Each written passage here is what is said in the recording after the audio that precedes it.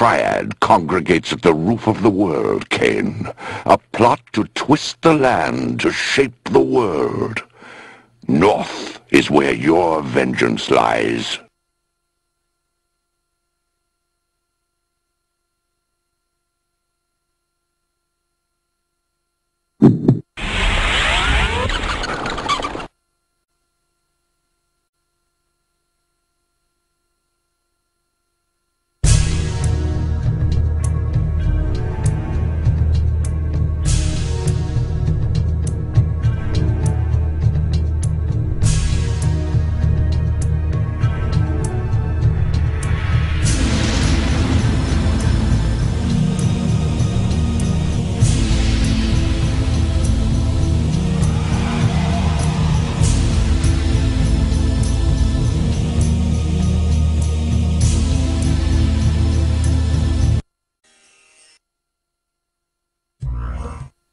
The poor wretch was warped beyond recognition. To think it was once human.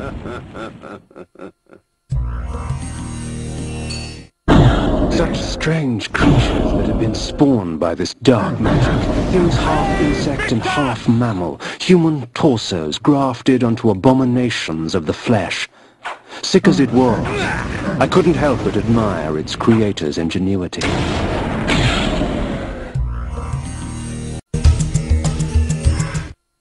If it could be said that a land descended into madness, 'twould be an accurate account of Dark Eden. A garden of horrors, seeded with thick perversion of nature's design. I knew that this Dark Eden I had trespassed upon would continue to grow until all of Nosgoth was consumed.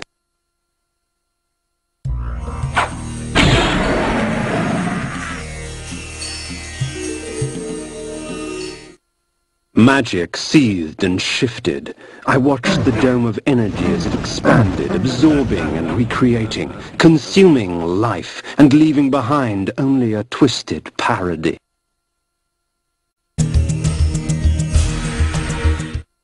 I passed through the wall unharmed. It seemed the magic only preyed on things that were alive and pure, or perhaps it simply decided that I was twisted enough.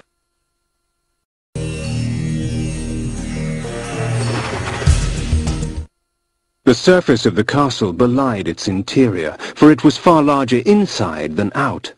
With the powers the Circle had at its disposal, it would have been simple to distort space to accommodate this strange structure.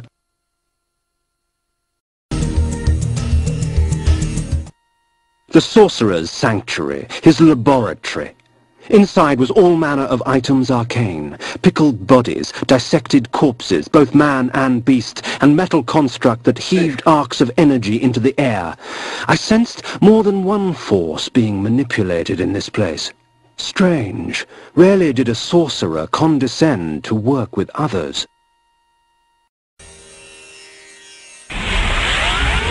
Ah, not one, but three.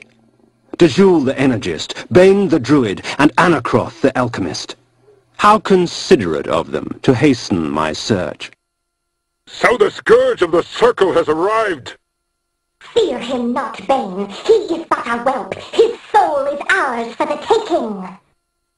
Don't be ridiculous, Malek. To our aid. Damn you, Alchemist! I had not come this far only to have my quarry escape.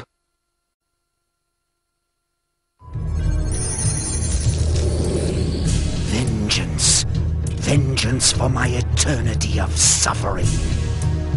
Whelp! As if you knew what eternity was! Grovel before your true master! Never. I'll hack you from crotch to gizzard and feed what's left to your brides.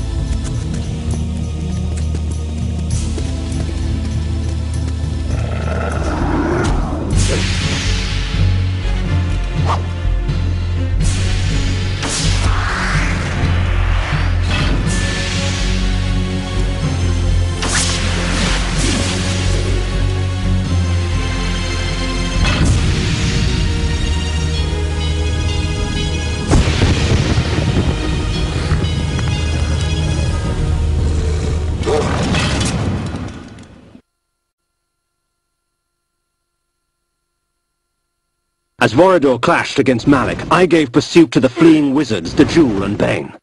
I danced their dance. When the time came, they would dance upon my sword. His magic is weak! He is an affront to nature itself! It is our duty to purify him! Burn, wretched vampire! Burn! Hey, Victor!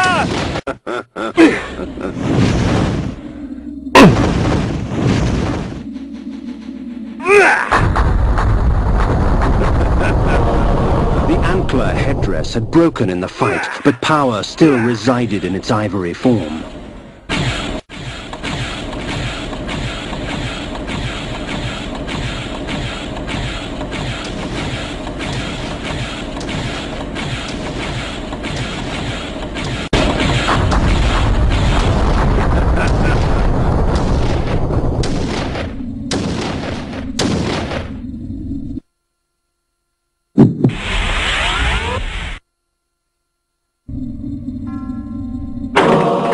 The cloak was made from an alloy akin to lead, heavy and malleable, woven into fine links.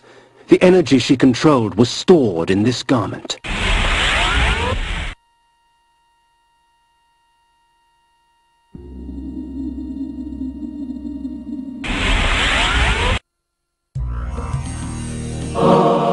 I found Malek's helmet amongst the scattered remnants of his armor, whole and intact. Vorador had finally laid his old adversary to rest.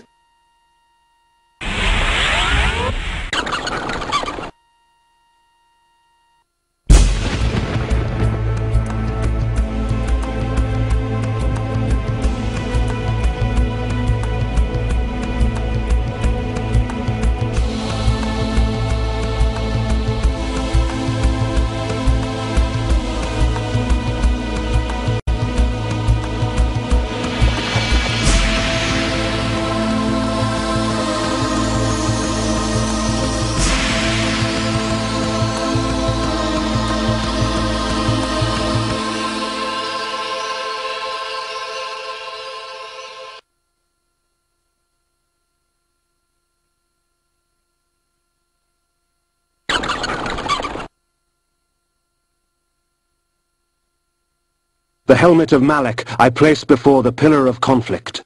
The pillar accepted its offering. Thus it was restored. The act had taken on the feel of ritual. Isn't it strange how we must bribe our gods to stay? At the foot of the energy pillar, I set the cloak of DeJoule. The pillar accepted its offering. Thus it was restored. The antler headdress of the druid Bane I lay before the nature pillar. The pillar accepted its offering. Thus it was restored.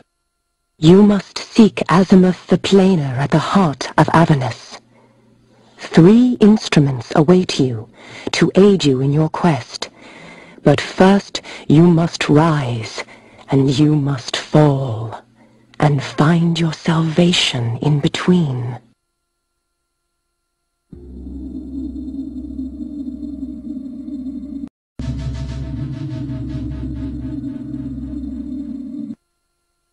In my travels I learned much about the legend of Janos Audron. Here in this quaint pastoral village of Ustenheim, that dark enemy was born.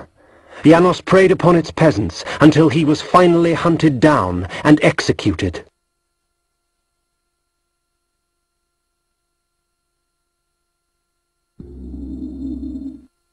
There used to be a vampire living there. Before the Saravan hunted and killed him, they say he screamed 80 days and nights before he died.